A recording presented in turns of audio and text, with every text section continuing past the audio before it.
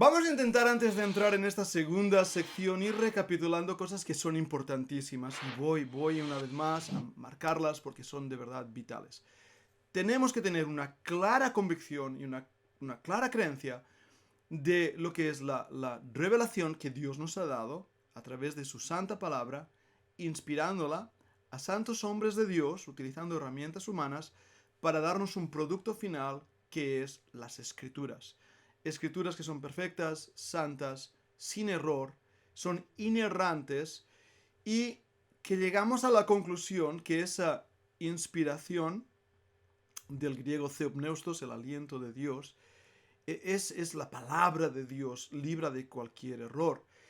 Y que nos debe hacer pensar que esa inspiración es tanto en las ideas, en la plenitud de esas ideas, como también en las palabras. Dios usó cada palabra. Y a la vez, al usar esas palabras, Él no eliminó las herramientas humanas que Él utilizaba. De la misma manera que yo puedo agarrar un bolígrafo de color azul o un lápiz y cuando escribo veo la diferencia. Cuando yo leo a Pedro, leo a Pablo, leo al rey David o leo a Moisés, veo las diferencias. Porque la herramienta que Dios usó no fue neutralizada, abolida. Dios permitió esa doble paternidad, si puedo así llamarlo, de la escritura. Eso nos lleva también a una conclusión lógica, casi lógica, es que si Dios ha revelado y ha inspirado, Dios va a preservar su palabra. Y vemos un montón de versículos que lo prometen, que lo remarcan. Entonces creemos que Dios ha preservado su palabra a lo largo de los años, a lo largo de los siglos. El problema viene cuando el hombre que ha recibido el mandato de copiar esa Biblia y también de expandirla, de predicarla, cuando el hombre pone su mano en esa revelación, entonces tenemos un problema.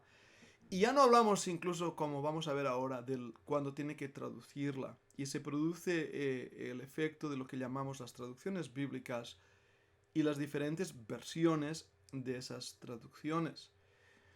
Tenemos que tener algunos conceptos muy claros en nuestras mentes. Y es que esa traducción libre de errores, ese texto, al ser traducido, corre un peligro, corre un riesgo. Y vamos a hablar de esos riesgos, vamos a hablar de esos peligros ahora en esta sección donde vamos a intentar ser prácticos y tratar de algunos temas que creo que pueden ser muy interesantes. Muy bien, un momentito a ver si pasa en mi diapositiva o se ha quedado atascada.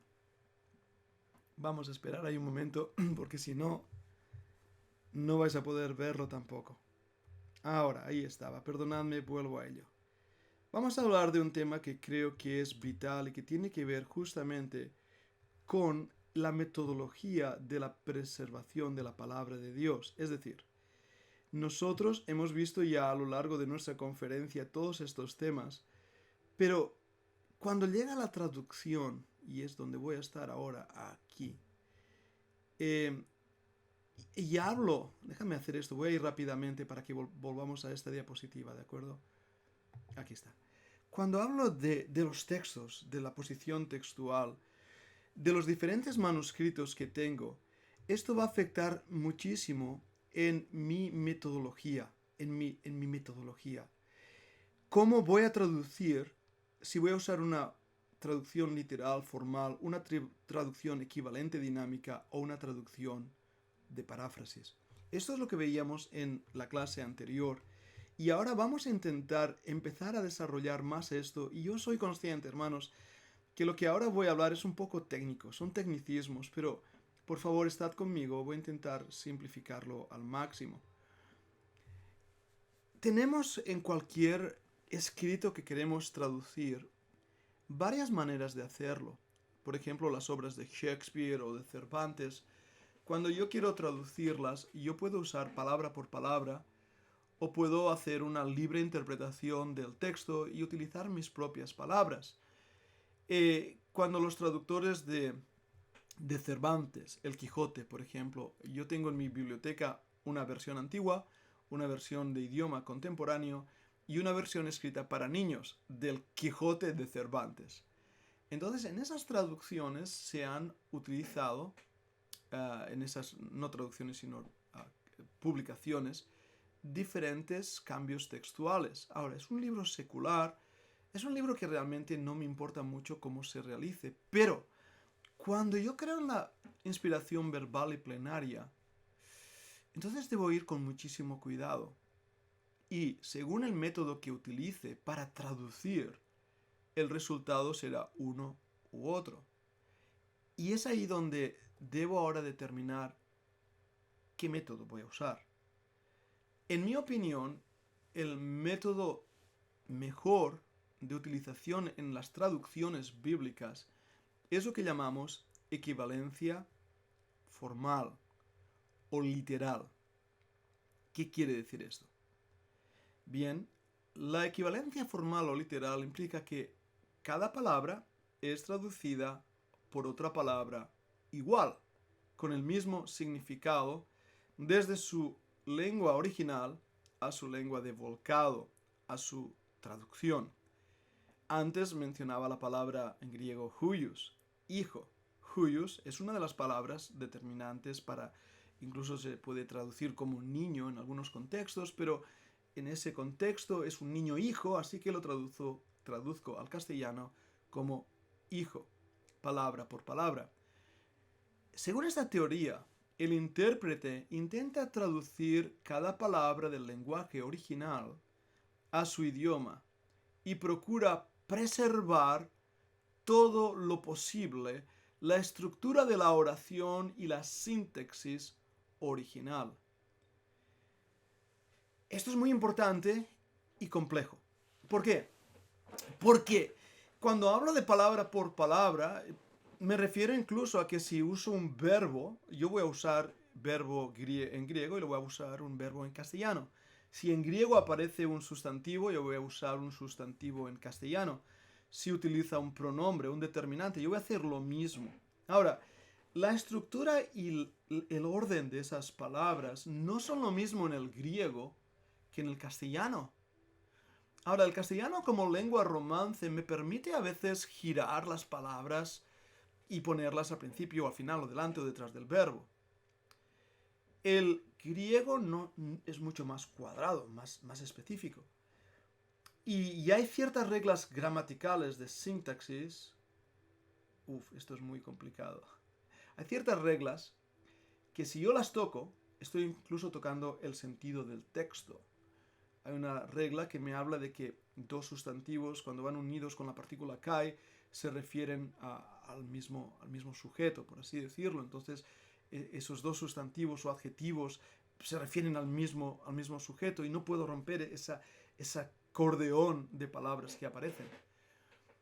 Entonces, cuando yo lo pongo en castellano, yo tengo que guardar eso, si quiero guardar la sintaxis. Pero también el castellano necesita a veces poner palabras que en el griego no aparecen. Porque si no, no tendría sentido. Por ejemplo, ego eimi. Ego eimi quiere decir yo soy. Pero en griego, cuando yo digo eimi, ya quiere decir yo soy. Porque en la formación de la palabra griega ya está incluida el sujeto. Pero cuando yo digo ego eimi, o sea, duplico el sujeto, yo soy, es por énfasis. No sé si me explico, os pongo un ejemplo. Entonces, ¿cómo hago esto en el volcado, en el original castellano? ¿Cómo traduzco palabras que tienen un énfasis? Se produce realmente aquí un reto de traducción importantísimo. Pero la forma original, la equivalencia formal, me permite hacer lo más literal posible con los cambios mínimos necesarios. Si necesito añadir alguna palabra para enriquecer la frase, lo haré. Por eso, si os dais cuenta, en algunas versiones de castellanas, la Reina Valera, sobre todo la 1909, y os cito esta Biblia porque sé que la conocéis, veréis que hay algunas palabras en cursiva. ¿Os habéis dado cuenta de eso? Cursiva es como si la palabra que aparece en el texto escrita tiene una forma más redondeada. Eso se llama cursiva. ¿Por qué hay eso? Porque esa palabra que está en cursiva no aparece en el original griego, pero me es necesaria para entender la frase en castellano. Porque si yo no pusiera esa palabra en castellano, parecería que yo hablo en indio. Imaginaros que yo os hablara como, sí, contento yo de estar aquí mucho con ustedes. A lo mejor, puede ser. ¿Verdad que no tendría ningún sentido? Porque no hablamos así en castellano. Hablamos, en las lenguas romances, mucho más verborreamente. Entonces, para mostrar al lector que ciertas palabras han sido añadidas en el texto, se utiliza la cursiva. Y así el lector sabe, bueno, esta palabra no está en el griego, pero a mí me ayuda a entender el castellano. En la equivalencia formal, tiene puntos fuertes que me gustan. Los puntos fuertes son estos. Que si creemos en la inspiración verbal,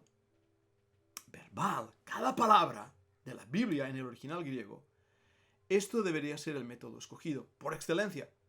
Porque si creemos que cada letra, cada palabra en el original, ni una jota ni una tilde perecerá, mi deber como copista, como traductor, es mantener el original lo más cerca posible. Cuando estudiamos cómo los copistas del Antiguo Testamento copiaban esos manuscritos, es impresionante. Nos llevaría toda una clase de estudio ver la metodología de esos sefarim, de esos escritores que copiaban el manuscrito de Dios con una responsabilidad, con una santidad. De verdad, o sea, el nombre de Dios, que son 4 letras, antes de copiarlo se bañaban en baños ceremoniales, antes de copiar 4 letras, y tomaban una pluma nueva que nadie había escrito en ella y escribían esas 4 letras y después rompían la pluma y contaban las letras que aparecían en un renglón y el cómputo total de esos renglones en una hoja. Esa metodología tan extraordinaria era porque ellos creían en la inspiración verbal. El nombre de Dios, el Shem, era un nombre amado y un nombre cuidado y un nombre que no se atrevían ni a pronunciarlo. Cuando yo no creo en la inspiración verbal, no importa esas palabras. Lo veis el peligro y hablaremos de esto en la siguiente metodología de traducción. También en la traducción literal preserva aspectos del texto original, por ejemplo, modismos antiguos, coherencia terminológica, sintaxis del lenguaje original. Todos esos aspectos originales que son valiosos para los eruditos y para el estudio, asegurando al lector que eso es lo que decía el texto original exactamente.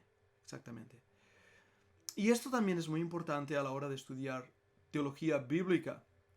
La teología bíblica consiste en la primeras apariciones de una palabra y su uso de esa palabra a lo largo de toda la escritura. Os doy un ejemplo que a mí me apasiona, es el ejemplo de la primera vez que aparece la palabra cordero. Abraham y Isaac están subiendo al sacrificio, sabéis la historia, y Isaac dice, papá, veo la leña, veo el fuego, pero ¿dónde está el cordero? Es la primera vez que aparece la palabra cordero en el Antiguo Testamento. La primera vez, cuando tú sigues dónde va apareciendo esa palabra en el Antiguo Testamento, te das cuenta de las connotaciones de amor, de sacrificio, de ofrenda. El cordero es precioso en los ojos del Señor. El cordero. Vas al Nuevo Testamento. La primera vez que aparece la palabra cordero en el Nuevo Testamento es cuando Juan el Bautista dice, he aquí el Cordero de Dios que quita el pecado del mundo. Ahora hace una conexión de ideas. Papá, ¿dónde está el Cordero? Juan responde, he aquí el Cordero. He hecho teología bíblica. He usado una palabra en su uso primario en el Antiguo Testamento, en su uso primario en el Nuevo Testamento, en sus usos abundantes a lo largo de la Biblia para desarrollar un tema teológico. Cuando yo no creo en la inspiración verbal y plenaria, entonces no me preocupo por esas palabras. Y en vez de usar ahí la palabra cordero, podía haber dicho, ¿dónde está el animal para sacrificar?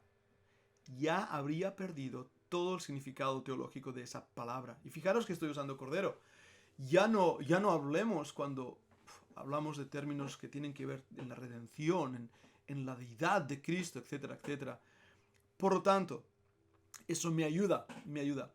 Otro problema que os planteo y que es cierto que acontece son en las expresiones idiomáticas.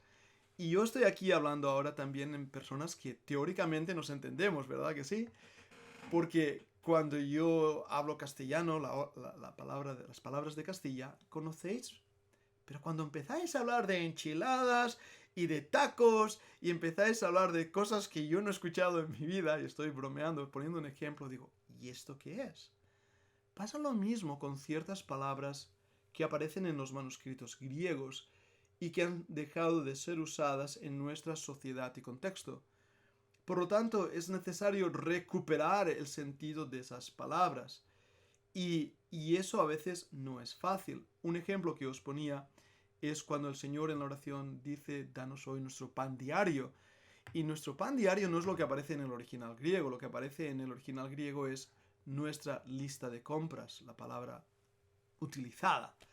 Pero se entiende, es una equivalencia literal, decir, nuestro pan de cada día, lo que hoy necesito. Esos son también cosas que tenemos que tener en cuenta. O otro ejemplo que os pongo, cuando en inglés decimos don't pull my leg, no me tires la pierna. Si yo digo eso en castellano, no me tires la pierna, me vas a mirar y vas a decir, ¿de qué estás hablando? Pero don't pull my leg, en castellano diremos, no me tomes el pelo.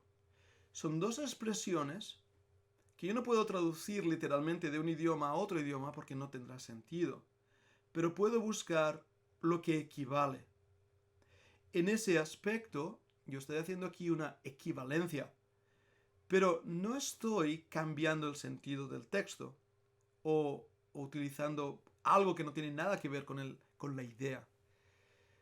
Por eso es importante que el estudioso, el erudito, conozca estas palabras. Pero a la vez, y una vez más, al hacer la traducción, busquemos una Biblia que esté lo más cercana posible al texto original en griego o en hebreo. También es cierto que se pierden ciertas, ¿cómo lo diría? Connotaciones. Vale, otro ejemplo.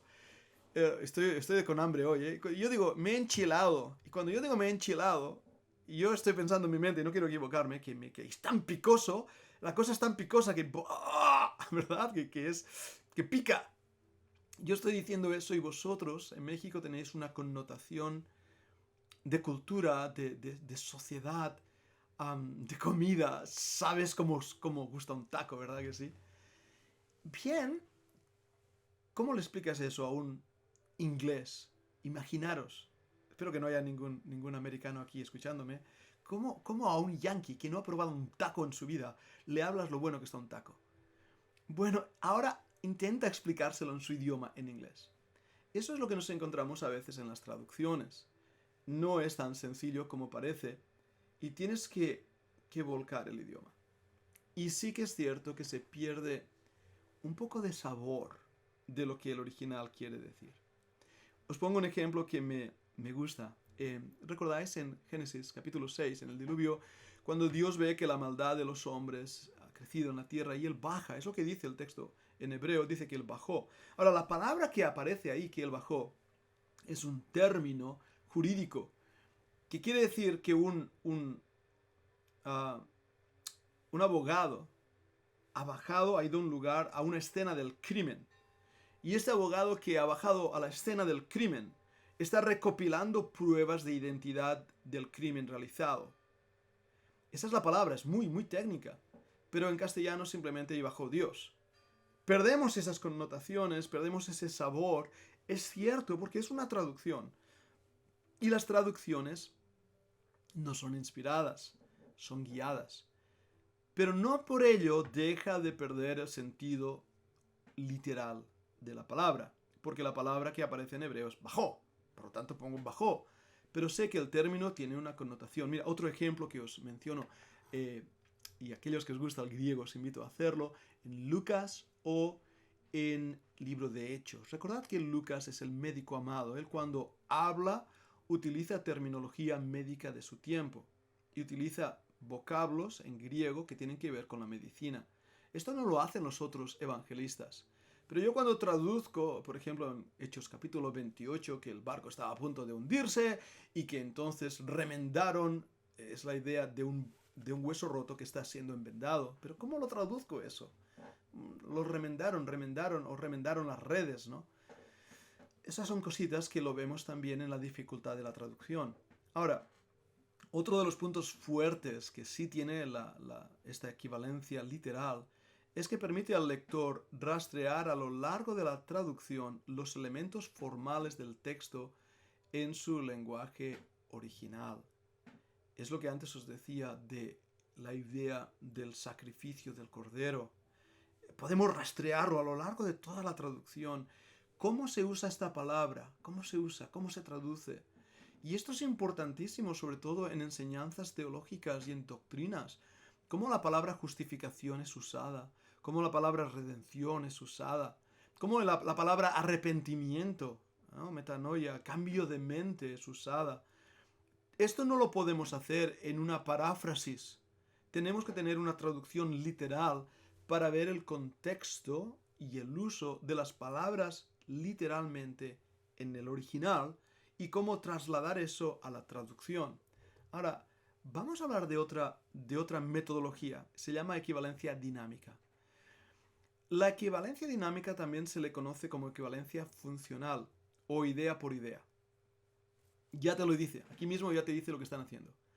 La meta de este enfoque es producir en el idioma al que se traduce el equivalente más cercano al mensaje expresado en el texto original, tanto en estilo como en sentido. ¿Lo habéis entendido la definición? Volverla a leer si hace falta. La meta de este enfoque es producir en el idioma al que se traduce el equivalente más cercano al mensaje, no a las palabras, sino producir en el lector del siglo XXI lo mismo que tenía o se producía en el lector del siglo I. La experiencia de la lectura debe ser la misma, el entendimiento del mensaje, aunque para ello, para hacer esto, tenga que traducir diferentes palabras. Lo que importa es la idea. No importa las palabras, sino el mensaje. Y debo sí guardar el estilo como el sentido, pero debo entender el mensaje. Me lleva a un punto que os puede sonar gracioso, pero es tan complicado la comunicación. He visto que había algunas hermanas, y os voy a poner este ejemplo, y hermanos me vais a matar por ello, pero vais a entender lo que quiero decir. Vamos a suponer que estás paseando con tu esposa, agarrados de la mano, en un hermoso atardecer, allí al lado del mar, y sale la luna y tu esposa dice, wow, qué bonita luna. Tu esposa ha dicho qué bonita luna, pero lo que ella quiere decir es, me siento romántica, estoy contigo, me siento realmente romántica. Tú miras la luna, ella ha dicho qué bonita luna, y tú miras la luna y dices, pues sí, está muy brillante la luna esta noche. Tú no has entendido nada de lo que tu esposa te estaba diciendo, la idea no la has pillado, has escuchado las palabras. Y tu esposa, al escuchar, está muy brillante esta noche, la luna, y no entremos ya en terminología más científica, tu esposa entiende y dice, no está romántico, no me ha entendido, yo me siento romántico y a él lo único que le importa es que la luna está más brillante esta noche que otras noches. El problema de la comunicación y sobre todo matrimonial es complejo. Ese es el problema de esta equivalencia dinámica. Que dicen una cosa cuando en realidad están interpretando otra o queriendo decir otra, y quién determina lo que quiere decir o cómo lo quiere decir o de qué forma decirlo. Pero la equivalencia dinámica es la forma que hoy en día se está utilizando para las traducciones de la Biblia. Y esto es muy peligroso. Porque no cree en la inspiración verbal. Cada palabra cuenta. Lo que cree es en una generalidad de ideas y mensaje, que eso es lo que debemos intentar que el lector entienda. Vamos a ver lo que esto busca. Enfatiza la transmisión del mensaje en el lenguaje original, no las palabras usadas. No las palabras usadas. Por eso, el Hijo del Hombre, que es verbalmente inspirado, es traducido en algunas versiones como los seres humanos. Es diferente. Por eso, y ahora estoy mencionando traducciones realizadas en la 2020, traducen santo y lo cambian por creyente. Porque en realidad lo que Pablo quería decir, o Pedro quería decir, o Juan, quien fuera, cuando usaba la palabra santo, era a los creyentes. Así que lo que voy a hacer es no traducir la palabra, sino traducir la idea. Y al traducir la idea, será más entendible para el lector del siglo XXI lo que se está diciendo. ¿Me seguís? Vamos a seguir leyendo. ¿Qué es lo que busca? Le asegura al lector contemporáneo que el sentido del texto sea fácilmente reconocible. Ahora, vais a daros cuenta en la mayoría de versiones que se producen y se publican y se venden, que van a enfatizar en su propaganda fácil lectura para el lector contemporáneo. ¿Lo habéis notado? En el idioma contemporáneo, Reina Valera contemporánea, ¿qué es lo que están haciendo? Están usando el sistema de equivalencia dinámica para su traducción. No están usando el sistema de literal, palabra por palabra, y buscando lo más cercano al texto original. Están cautivando la idea y llevándolo a la práctica. Por esto busca que el lector entienda el mensaje sin que debe luchar con modismos extranjeros o con sintaxis complicada. ¿Cuál es el problema? Y esto es un problema que no se aplica solamente a las traducciones de la Biblia, es que lo vemos en todo, y tristemente aún en las iglesias llega a ese punto, ¿no?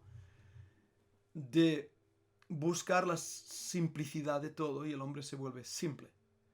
Hay cosas que no son simples, hay que estudiar, hay que estar ahí trabajando, hay que pensar, hay que meditar. Lo fácil al final termina siendo complicado. Y terminamos perdiendo facultades en vez de desarrollar facultades. Si yo no entiendo una palabra, yo busco un diccionario. Aprendo a usar un diccionario. Hay jóvenes, hay niños que no saben usar un diccionario, una enciclopedia. No saben. Es curioso, yo tengo un nieto de 2 años, le doy mi celular y sabe usarlo, 2 años, parece que ya vienen con el chip mental de cómo usarlo, ¿no? Para mí ha tenido que ser esfuerzo de cómo aprender a usarlo porque me interesaba saber usar ese aparato o la computadora que dicen ustedes. ¿Cuánto más la palabra de Dios? Si hay alguna palabra que yo no entienda, pues busca el diccionario, intenta entenderlo. Sin embargo, nos acostumbramos a ser tan cómodos en nuestro acercamiento a la palabra de Dios que terminamos perdiendo cosas muy valiosas. Generalmente, quienes usan esta traducción no creen en la inspiración verbal. Creo que es el problema de fondo. El problema de fondo. Porque yo cuando hablaba antes de Cervantes y las revisiones que tengo, una revisión para niños y una revisión del idioma moderno, es el Quijote de la Mancha y me da igual. Es un libro humano, es un libro que está ahí escrito por un hombre. Pero cuando me acerco a la palabra de Dios, es la palabra de Dios, ¿eh? Es el aliento de Dios. ¿Cómo voy a tratarlo? ¿Cómo voy a tratarlo? Y muchas veces eso es lo que me preocupa. No el resultado final, sino el trato. ¿Cómo trato ese libro? Y en ese aspecto necesitamos hablar de las versiones de la Biblia y tal vez, si nos da tiempo, yo creo que sí, hablaremos de algunas de ellas. Porque no hay cosa más importante en la vida cristiana y en la iglesia que la Biblia. O sea, lo que creemos es por la Biblia. Nuestra vida espiritual, descansa en el mensaje que hemos recibido en la Biblia. Si tenemos un texto erróneo, es como tener un mapa erróneo. Una brújula. Una brújula que esté 5 grados de variación debido a lo mejor a que has dejado un imán cerquita o tu propio reloj o tu propio celular cerca de una brújula y deriva 5 grados. En 100 metros son 5 metros que te has derivado del destino. Pero en 1 kilómetro te has ido 500 metros. Pero no digamos en 100 kilómetros, has perdido el rumbo. Entonces cualquier pequeña división en el texto original puede llevarnos muy lejos del lugar al cual queríamos llegar. Por eso es tan importante que mantengamos las palabras tal como fueron dichas, con el significado de lo que fue dicho. Como no tenemos los originales de los profetas o de los apóstoles, y como muy pocos de nosotros dominamos el hebreo o el griego, dependemos de las traducciones. Y dependemos de lo que nos dicen los eruditos que han hecho un buen trabajo de erudición. Por lo tanto, uno se lanza en brazos de alguien que confías que ha hecho un buen trabajo de traducción. Hubo uno de los traductores biógrafos de la King James, la versión del rey San Jaime en inglés, dijo esto: porque si bien una buena traducción es el mejor comentario sobre las escrituras originales, los propios originales son el mejor comentario sobre la traducción. Es decir, si tuviéramos los originales en mano y lo comparásemos con una traducción, veríamos si se han hecho un buen trabajo. Bien, no tenemos los originales, lo sé, lo dijimos la semana pasada, pero tenemos copias muy cercanas, si no idénticas a los originales. Por lo tanto, cada traducción debe ser verificada con esas copias de los originales. Y lo complicamos aún más cuando vemos que no hay una versión, hay 20 en español que yo conozca. Y las versiones de la Biblia complican todo esto. La siguiente información sobre las versiones de la Biblia debería ser entendida por todo cristiano. Si un hombre no confía en las palabras de su Biblia, ¿de qué sirve un diccionario bíblico que explique esas palabras? Francamente, y los que habéis hecho navegación me vais a entender rápidamente, ¿de qué sirve tener un mapa si tú no sabes dónde te encuentras en ese mapa? Si tú tienes un mapa y no sabes dónde estás, tú no vas a poder navegar. Si no sabes en ese mapa dónde está el norte o el sur, no sabes posicionarlo, no vas a poder navegar. Entonces, ¿de qué sirve tener diccionarios bíblicos y tener literatura bíblica y tener muchas cosas que hablen de la Biblia si yo no confío que el libro que tengo en mis manos es la palabra de Dios inspirada y santa? Y como antes decía, ¿de qué me sirve tener una Biblia si empiezo a pensar, esto no aparece en los mejores manuscritos? Vaya, esto ha sido interpolado, eso ahí no estaba en el original. No tengo los originales, así que no puedo confiar en este libro. Y de hecho, como este libro ha sido traducido, lo que voy a hacer es traducir las ideas. No hace falta las palabras, porque al fin y al cabo, ¿quién va a entender esa palabra de concupiscencia? ¿Y eso qué quiere decir? ¿Quién va a entender la palabra bienaventurado? ¿Eso qué quiere decir? Bienaventurado, eso no se usa hoy en día esa palabra. Mejor buscar una equivalencia dinámica. Algo que se parezca o que quiera decir algo que la gente entienda. Eso es el problema que estamos viendo más y más en las versiones y en las traducciones. Y el resultado es crear confusión en la iglesia. ¿Recordad las palabras en el huerto del Edén? Así que Dios ha dicho. Dios no lo ha dicho. Dios os ha engañado. Dios no os ha dicho toda la verdad. De hecho, Él sabe que el día que de Él comiereis seréis como dioses. Él no quiere que seáis como Él. Mira, yo te voy a dar una mejor revelación. Yo te voy a dar algo que te haga entender mucho más el mensaje real, lo que significaba esas palabras que él aparentemente dijo. ¿Ves lo que está pasando? Por eso es que no todas las Biblias valen. Punto número 1. Tenemos que buscar, por lo tanto, una traducción basada en el texto más cercano a los originales. En mi humilde opinión, por el poco conocimiento que tengo, por lo que ha llegado a mis manos, por lo que he leído, por lo que he visto, por lo que he visitado, los museos donde he estado, la crítica textual, los hombres que he leído, todo eso me lleva a la conclusión que el texto recibido, que subyace en la traducción Reina y Valera, que Erasmo de Rotterdam encontró, la familia bizantina del texto mayoritario, esos textos bíblicos, en mi humilde opinión, son los más confiables, los que más cerca están del original. Por lo tanto, cuando busque una Biblia traducida al castellano a mi propio idioma, voy a estar seguro que esa Biblia ha sido traducida desde uno de esos textos, no otro. ¿Por qué rechazo el texto crítico alejandrino recopilado en Westcott and Hort, en el Nuevo Testamento en Greeke? ¿Por qué no utilizo las versiones y los postulados de Metzger? ¿Por qué no hago eso? Porque el texto vaticano, el texto sinaítico, los textos alejandrinos, forman parte de un grupo de textos que se encontraban en los lugares donde creció la herejía gnóstica y arriana que negaba la divinidad del Señor Jesucristo. Fue allí donde se encontraron estos textos. Y mira por dónde se encontraron en un basurero. La razón por la cual los textos alejandrinos sobrevivieron tantos años en un clima seco y árido ahí en Sinaí es porque estaban en un pozo de textos desechados o en un lugar de textos abandonados. No habían sido usados. Seguramente los creyentes de aquel entonces encontraron algo en esos textos que no era fiable y prefirieron no usarlos. Todos tenemos alguna Biblia en nuestras bibliotecas totalmente desgastadas del uso que le hemos dado. Sin embargo, a esos textos no se les había dado uso.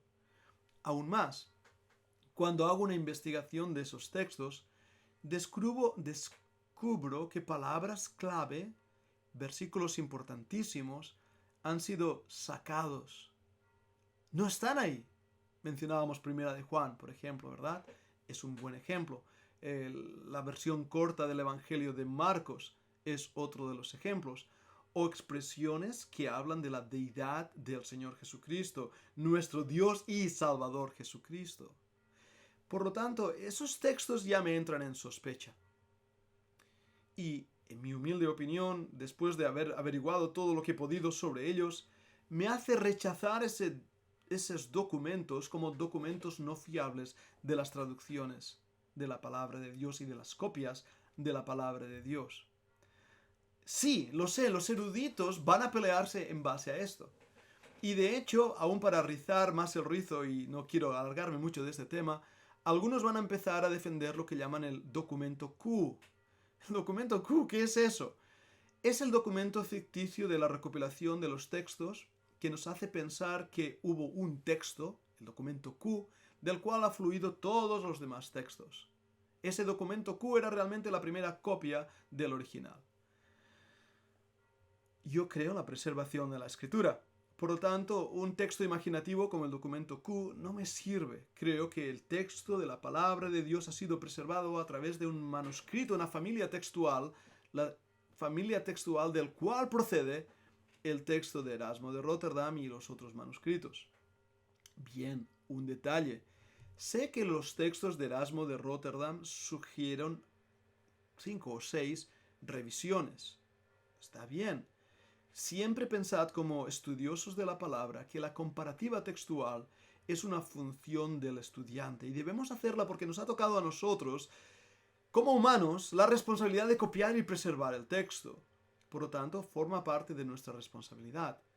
Pero en esa responsabilidad se hace muy fácil y evidente decir, los textos alejandrinos, vaticanos, sinaítico, no me sirven. Hay ahí cosas que llevan a un verdadero problema. Ahora, en mi primera lección dijimos que en las nuevas Biblias actuales, una de las frases que vais a encontrar, y la vais a encontrar cuando tú abres la Biblia y tiene, no todas, ¿de acuerdo? No todas, pero muchas de ellas en las primeras páginas de la Biblia te va a dar algunas indicaciones, ¿verdad? Aparte de los símbolos, aquí en la presentación te va a dar la presentación de cómo se ha hecho, quién la ha hecho, cómo ha sido realizada esta Biblia. Aquí en mi mano tengo, por ejemplo, la copia de la 1995. Y uno descubre aquí, en esas introducciones, una información clave de qué texto ha sido usado. En el momento en que yo leo ahí, estamos intentando recuperar el texto. Digo, un momento, ¿qué quiere decir eso de recuperar? Yo creo en la preservar, pero no en recuperar, porque si digo recuperar implica que lo había perdido, que el texto original se ha perdido, y ahora mi función como papirologista o erudito es recuperarlo. Muy bien, entonces ¿depende de la obra de un hombre que el texto sea recuperado? O sea, no hubo una Biblia inspirada, santa y pura hasta que los textos alejandrinos fueron encontrados ahí perdidos en el Sinaí. ¿Lo veis? He leído recientemente que alguien decía lo mismo sobre el texto de Erasmo de Rotterdam. ¿Es que no había una Biblia hasta que Erasmo de Rotterdam encontró el texto recibido? ¡Claro que la había! La primera Biblia traducida en un idioma europeo fue la Biblia albigense de los cátaros. Esos que la Iglesia Católica decía que eran herejes. Y esa Biblia cátara es muy amada para mí porque de los cátaros viene la palabra Cataluña, que quiere decir cátaro lejano, y ahí es Cataluña, la tierra donde yo estoy. Y la primera lengua albigense era el llamuzí, que es el catalán antiguo. Y por lo tanto, eso fue en el 1200. Antes que Erasmo de Rotterdam ya corría la palabra de Dios y circulaba en el sur de Francia, norte de España, lo que hoy es Cataluña.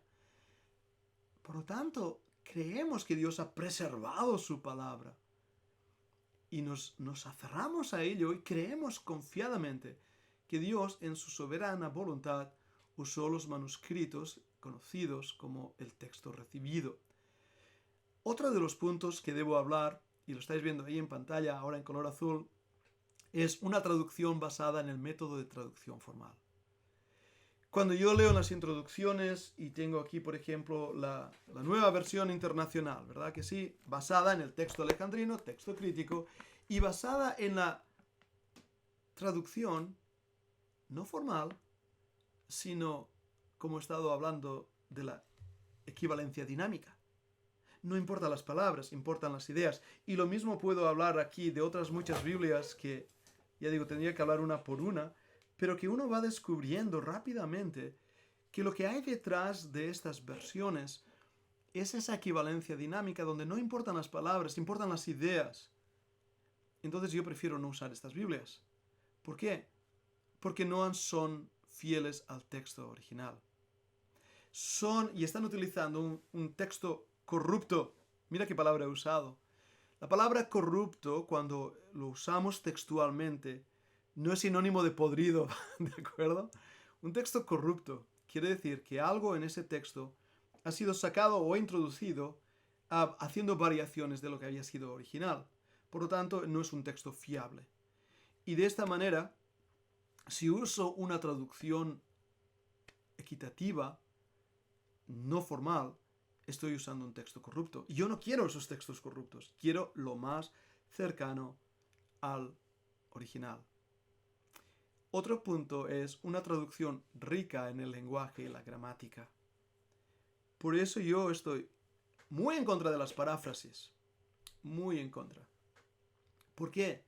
Porque no creen en la inspiración verbal y porque el lenguaje es tan sencillo que es simple. Es simple. ¿Y cuál es el problema? Yo soy consciente de que hay a veces lecturas difíciles de realizar en las versiones antiguas. Y cuando uno agarra una de estas versiones parafraseada o más moderna, es como cierta facilidad de lectura. Y esto es una de las cosas que también, vuelvo a la 2020, se mencionaba, ¿no? Que ha sido hecha una traducción para poder ser leída en público. Déjame buscar un momento una que compré. Vale. Aquí está.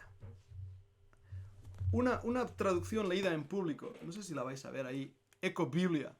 Esta es una Biblia escrita y realizada para el siglo XX, mejor dicho, sobre los verdes. O sea, somos los mayordomos de la creación. Todo lo que esta Biblia hace, tierra bíblica, es defender la unión del hombre con la tierra. Por eso se llama ecobiblia, ecología, ¿verdad? Y pinta de color verde algunos versículos interiormente que tienen que ver con la tierra. Hay una filosofía detrás de esta Biblia que me da miedo. Y lo que han hecho es utilizar en esta Biblia terminología fácilmente comprensible para el hombre de a pie. ¿Con qué propósito? Ecología, Biblia y los pueblos originarios. No sé si lo veis ahí. Vais a encontrar muchas Biblias de este tipo. Biblias que son escritas con una filosofía. No solo con una metodología de traducción, sino con una filosofía detrás. Y yo no quiero formar parte de esa filosofía. Yo lo que quiero es una Biblia que pueda leer y pueda confiar que es lo más cercana a los originales. Y eso me lleva al último punto, una traducción aceptada por la Iglesia. La época del tiempo, o sea, cuando el tiempo pasa, filtra muchos de las traducciones. Vosotros sabéis que yo estoy participando en la Sociedad Bíblica, tenemos el Nuevo Testamento, estamos haciendo el Antiguo Testamento. El propósito es crear una Biblia literal, tan literal como sea posible al texto recibido, griego. Fluye, en el idioma del siglo XXI. Bien, correcto, con una síntesis gramatical según los cambios originados en el 2010 por la Real Academia Española. Correcto, sacando el leísmo y los loísmos para poder utilizar realmente una gramática actualizada. Correcto. Ahora, mi pregunta, y os lo digo muy francamente, y yo formo parte del proyecto, ¿esta Biblia va a ser aceptada por la Iglesia? ¿Sí o no? ¿Va a ser el tiempo? La 1909 fue aceptada, la 1960 ha sido popular y muy aceptada, y ahora parece que hay situaciones donde se está pidiendo una nueva versión. ¿Va a ser aceptada? Y no lo sé, pero para mí la forma eclesial de la Iglesia es vital. Ahora, estoy mirando mi tiempo también. No quiero y no puedo extenderme mucho en el cuadro esquemático que tenéis aquí. Y sé que es necesario hablar de ello porque al fin y al cabo muchos de los que estáis aquí tenéis esa pregunta, que no lo habéis hecho. Está bien, ¿qué Biblia debo usar? Bien, la que está escrita en griego y en hebreo sería la respuesta fácil. El original sería la excelente, pero no lo tenemos y no hablamos griego y hebreo, o al menos mucha gente en nuestra iglesia no lo hace. Entonces, ¿qué Biblia me recomiendas? Muy bien. Una traducción basada en el texto recibido, una traducción basada en el método de traducción formal, una traducción rica en el lenguaje y la gramática, y una traducción aceptada por la Iglesia. Esa es la Biblia que creo que tiene el sello de aprobación del Señor para mí como creyente, para mí como ministro del Evangelio para poder usar en la Iglesia. Cualquier otra Biblia que no esté dentro de estos parámetros, yo no quiero usarla. No me siento en libertad de usarla. Ahora, a lo mejor hay alguien que dice, bueno, Pedro, yo he estado usando Reina Valera 1995, la traducción del 77. ¿Sabías que había una traducción en el 77? Es interesante esto. Espera, que os voy a enseñar más versiones por aquí que tenemos. Y yo no sé qué estoy enseñando ahí ahora mismo porque no me veo, pero tengo aquí la 2006. Yo no sabía que había una 2006. Pero sí, hay una versión de la 2006. tengo aquí otra que es, vamos a verlo aquí, la Reina Valera revisada. La Reina Valera revisada, no sé si también la conocéis. La Biblia textual, yo estuve hablando con un miembro del equipo de la Biblia textual y hablé con él largo y tendido. La Biblia textual es plenamente basada en el texto alejandrino y en muchos de los comentarios que menciona son continuos ataques contra el texto recibido, el texto griego recibido de Erasmo de Rotterdam. La nueva versión internacional, New International Version en inglés, traducida al castellano. Pues, ¿qué hacer con esta Biblia, no? Que tiene esos parámetros que hemos estado hablando. Yo no sé qué estáis viendo ahí, yo estoy pasando Biblias por aquí, una delante de otra, ya veremos. ¿Qué hablamos de la Biblia de las Américas? La Biblia de las Américas. Y yo leía en el prefacio, aquí delante, ellos mismos, cuando hablan de los principios de traducción, pues mencionan cosas que uno lee y digo, bueno, pues yo no estoy de acuerdo con ello. El texto griego se ha prestado gran atención a los últimos manuscritos descubiertos para determinar el mejor texto posible. ¿Habéis escuchado eso? Y dejadme poner las gafas, que voy a leerlo mejor. En general, se ha seguido el texto del Novum Testamentum Graece de Nestle Aland en su 26ª edición. 26ª, yo tengo la 28 ya. Cuando uno lee esto dice, pues muy bien. Pero un momento. No, muy bien no. O sea, me estás diciendo que en general se ha seguido el texto crítico, el texto que os he explicado antes, que fue encontrado en el desierto de Sinaí, que sacaba versículos, que ponía en duda la deidad del Señor Jesucristo, un texto corrupto, un texto que fue rechazado. Y estoy hablando de una Biblia muy, muy popular, la Biblia de las Américas, y que es posible que incluso algunos uséis y decís, pero Pedro, ¿me estás diciendo que no es un buen texto?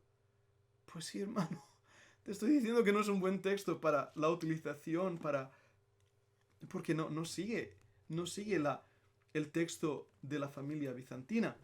Bien, este lo compré por un €1.50, la Santa Biblia, y esta fue una versión que apareció en el año 2014 y fue editada por la Tyndale House en Estados Unidos, y hace una introducción interesantísima sobre la metodología de traducción, y entonces dice que siguieron versiones alternativas y que han seguido también el Nuevo Testamentum Graece, publicado por Nestle Aland, y el Greek New Testament, publicado por las Sociedades Bíblicas Unidas. O sea, texto crítico. Y esto es, en su metodología de traducción, utiliza la forma dinámica, de equivalencia dinámica. ¿Sabes que esta no es una buena Biblia entonces? Y ya digo, hemos hecho un vistazo general a otras versiones.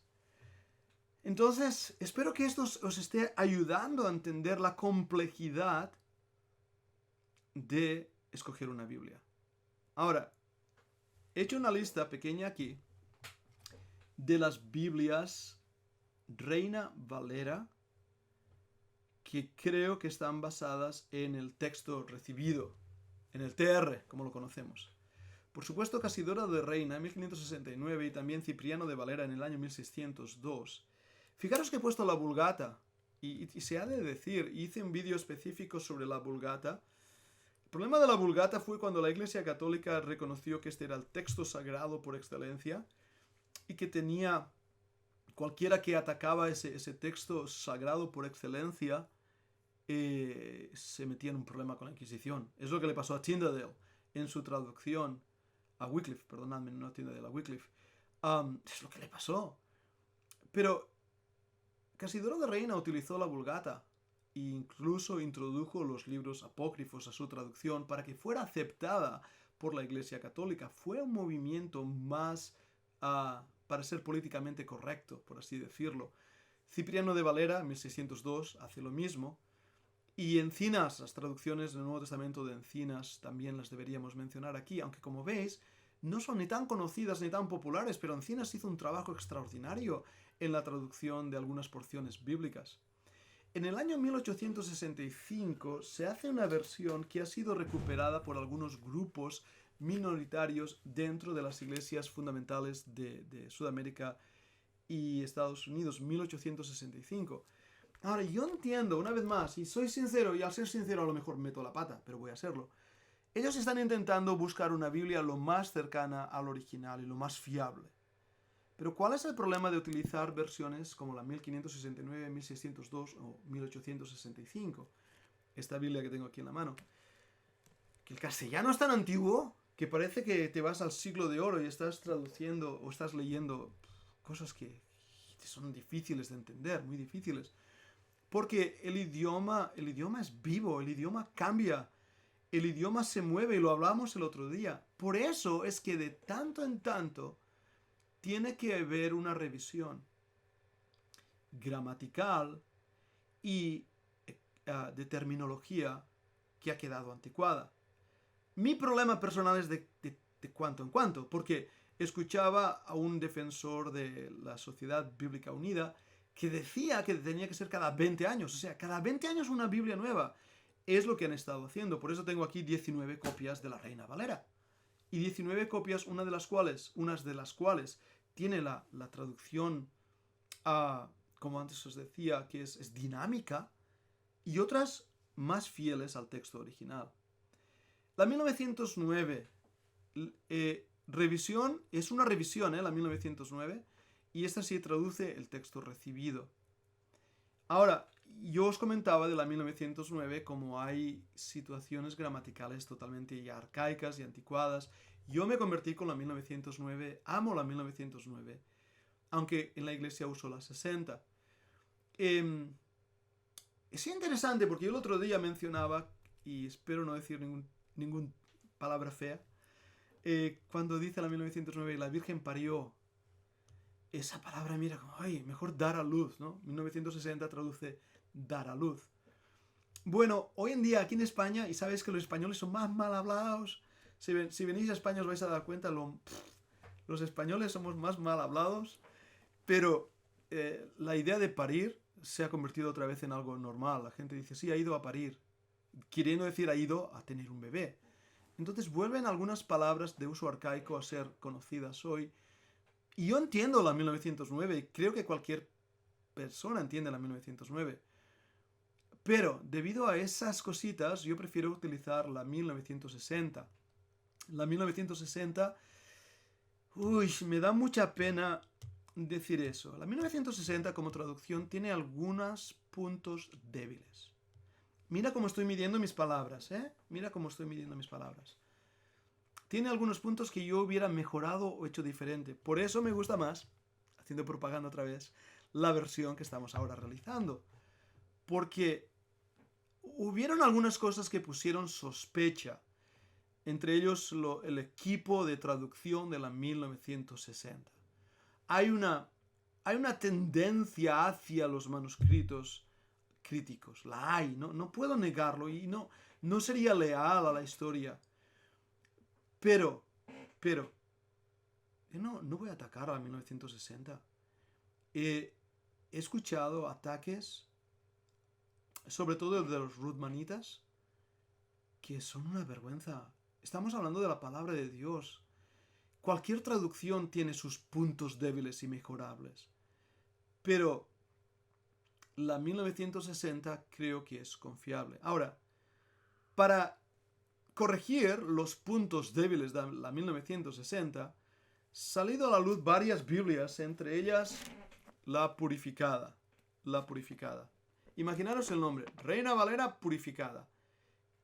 Y yo la tengo, me la regaló un misionero americano que apenas hablaba castellano, que vino aquí a España como misionero para introducir en las iglesias de habla hispana la Valera 1602 purificada. Ahora, entendedme bien, es un buen texto, es una buena Biblia, no estoy diciendo que no, pero yo sé que no voy a usarla. ¿Por qué? Porque una de las razones es que el texto es muy antiguo y el fondo y trasfondo, la filosofía detrás de esta traducción no me gusta. Y eso me pasa con la Biblia Gómez. Ahora, estoy midiendo mis palabras, ¿de acuerdo? Porque esto ha sido un problemazo grande en algunas iglesias en México con la Biblia Gómez.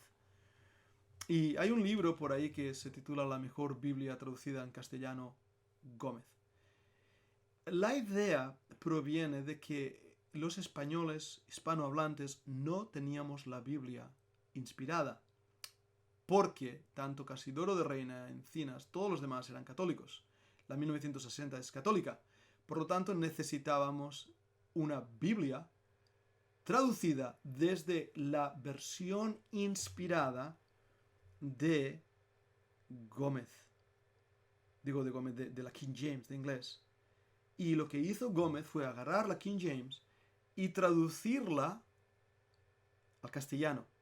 Por supuesto, el texto original griego del substrato de la King James es el texto recibido. Pero la Biblia Gómez, que además tiene un montón de revisiones, ya no sé por qué revisión van, no me gusta la filosofía que hay detrás. Y también, espero no meterme en problemas por lo que voy a decir ahora, la falta de honestidad que a veces he visto en algunos de sus defensores. Yo entiendo que el hermano Gómez ya está en la presencia del Señor, pero él no tenía conocimiento de las lenguas bíblicas. En este libro que antes mencionaba, menciona a un amigo mío que me conoce desde que somos niños y trabajamos ambos en la Trinitaria, y le mencionan a él como si él fuera un defensor de la Gómez. Y yo le pregunté, le dije, hermano, mira lo que he leído en este libro. Y él me dijo, no, han sacado mis palabras de texto y de contexto, y yo nunca he dicho eso. Lo que pasa es que la Biblia Gómez, una vez más, cuando tú lees el producto final, es la palabra de Dios, es una buena Biblia. No la tiréis a la basura, por favor, es una buena Biblia.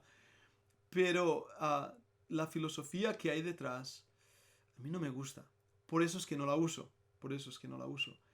Y la última que quiero mencionar, que había hecho un vídeo específico, estoy mirando mi tiempo, un vídeo específico de la 2020. Y una vez más, a lo mejor deberé refinar un poco cuando hable de la 2020, porque yo les llamé, les pregunté y no me han respondido. Se ha agotado, no tengo la Biblia en mi mano. Lo único que he podido hacer es mirar en la presentación que ellos han hecho en YouTube de esta Biblia. Y rápidamente vi cosas que me llamaron la atención. Ahora, lo que yo os voy a decir es opinión, ¿vale? Yo os voy a decir mi opinión. Pero mi opinión, a lo mejor dentro de unos meses, o de unos días, o de unos años, puedo decir, oye, me equivoqué. Porque puedo equivocarme, con lo que voy a decir ahora, pero os digo lo que estoy viendo. Lo que estoy viendo es esto. En el año 1995 hacen una versión que fracasa, entonces no es bien recibida, sobre todo por aquellos que defienden el texto recibido. Y hacen un proyecto en el 2015 que es en realidad una revisión de la 1995 y apenas se habla de del 2015. Entonces intentan sacar una nueva revisión, esta vez ya formalmente basada en el texto recibido en el año 2017. Pero debido a la complejidad del trabajo en el cual han entrado, no aparece en el 2017, sino hasta el año 2020. La razón del 2017, querían hacerla coincidir con la Reforma Protestante 500 aniversario. Creo que el objetivo y todo lo que plantean es que esta va a ser la Biblia que va a ocupar el lugar de la 1960. Este es el objetivo, pero a la vez dicen, no, pero bueno, no va a ocupar el lugar porque cada Biblia tiene su lugar. Es lo que ellos dicen. Ellos quieren ser aceptados por los que defienden el texto recibido y por eso enfatizan que ha sido basada en el texto recibido. Pero, a la vez, hablan de otras comparativas textuales cuando se han encontrado con algún problema. Comparativas textuales con otros manuscritos que se van encontrando a la luz y que van saliendo y apareciendo y que por supuesto encontraremos más en el futuro y que requerirá a los nuevos editores, revisionistas, hacer comparativas textuales. Y mi pregunta de inmediato es esta. ¿A qué textos te refieres? Porque si yo creo en la preservación de las Sagradas Escrituras, creo que desde siempre Dios ha preservado su palabra y no necesito que las arenas del desierto de Judea me den un nuevo texto, porque ya tengo el texto bíblico. Si no, la teoría de la preservación queda anulada. Y deberé confiar en los eruditos de no sé qué seminario o no sé qué monasterio para que al final me den la pura palabra de Dios. ¿Entendéis? Eso es lo que veo en su filosofía, ya no en el producto final, sino en la filosofía subyacente de lo que ellos están definiendo. No me gusta que hayan cambiado las cuatro letras del Señor. Y yo cuando leo en hebreo y las encuentro, yo leo Adonai, mi Señor Adonai.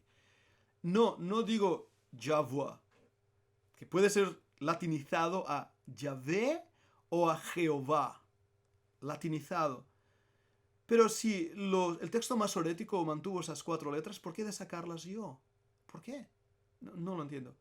Tampoco me gusta el cambio que antes os decía, ¿no? De que el Hijo del Hombre ahora es cambiado a otra terminología, como que de los hombres, ¿no? No me gusta este cambio de santos a creyentes. No me gusta eso. No me gusta algunos de los cambios generales que han realizado.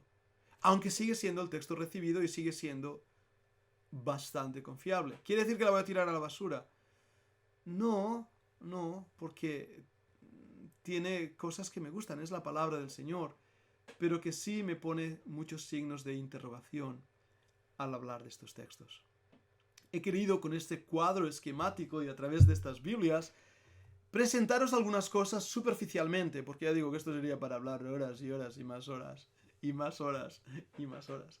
Muy bien, pasos de acción. ¿Qué vamos a hacer con todo esto? Tengo mi cabeza que va a explotar con tantos datos y con tantas cosas. ¿Y qué voy a hacer con todo esto? ¿Quiere decir que la Biblia que tenga en la mesita de noche no es confiable? Claro que es confiable. Y eso que quiero deciros. Los pasos de acción que debemos tomar es, como decía al principio el hermano Sergio en la meditación, lee la palabra, estudia la palabra, memoriza la palabra, medita en la palabra y vive la palabra. Tienes que determinar cuál es el texto que más se acerca a los originales. Y espero que a través de estas conferencias te haya dado las herramientas para discernir cuál es el texto que más se acerca al original. ¿Cuál es el texto para mi idioma, la generación en la que estoy viviendo, que cumpla los requisitos de literalidad, de una traducción fiel, lo más fiel posible, y cuál es la Biblia que voy a usar? Debo conocer las debilidades. Si yo uso mi querida Scofield, y Scofield no es inspirado por Dios, ¿de acuerdo? Scofield es simplemente un erudito. Me gustan más las Biblias que no tienen comentario. Tengo la de O'Reilly, tengo muchas de comentarios, pero las que no tienen comentario es mi Biblia. Y 1960, amén, gloria a Dios por ello. 1909, gloria a Dios por ello. Son 2 Biblias que uso y me gozo en ello. Cuando quiero ver cómo lo han traducido en otros lugares, agarro mi King James, o agarro mi Biblia en catalán, o quiero saber cómo los otros textos lo traducen, voy a todas estas versiones, hago mi trabajo, mis deberes textuales, intento profundizar, y cuando digo, bueno, a ver, ¿cómo lo traduciría yo? Voy a mi griego y a mi hebreo. Uy, que no me escuche el profesor de griego, espero que no estés por ahí. Pero puedes ir a esos diccionarios de ordenadores que te dan, no hace falta saber griego.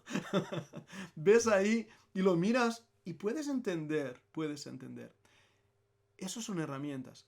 Una cosa, por ejemplo, que me venía antes y que quiero deciros, en cuanto a los interlineales que un hermano me preguntaba, el interlineal de la cueva es el texto alejandrino, es el texto corrupto.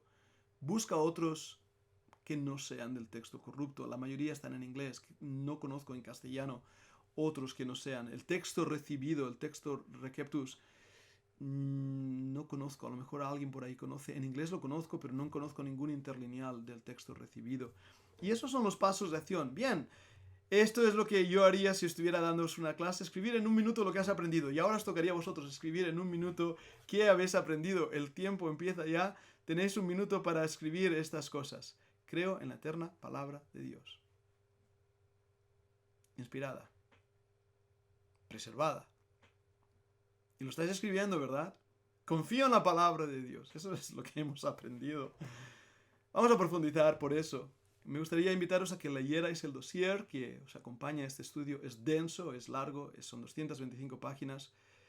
Y me gustaría también que revisaras los vídeos de esta lección. No he podido grabar el vídeo anterior y Leopoldo, si lo has hecho, te agradecería que me los pasaras, o ya lo miraré de bajar de Facebook, de vuestra página, para añadirlo a la serie de vídeos que hemos realizado.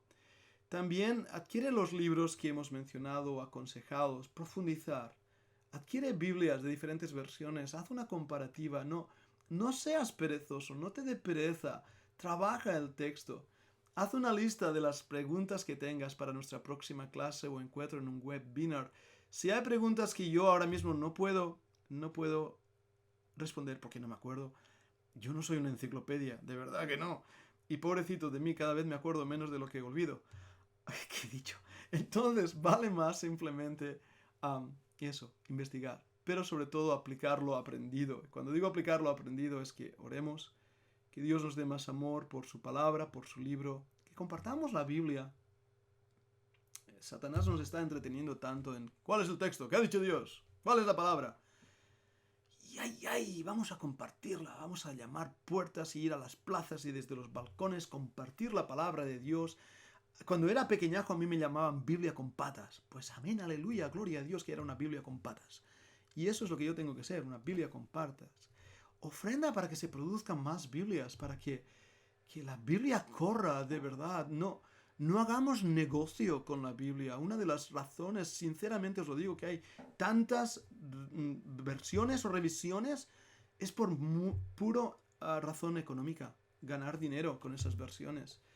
Y ven cuando quieras a nuestro seminario que pueda ser de bendición.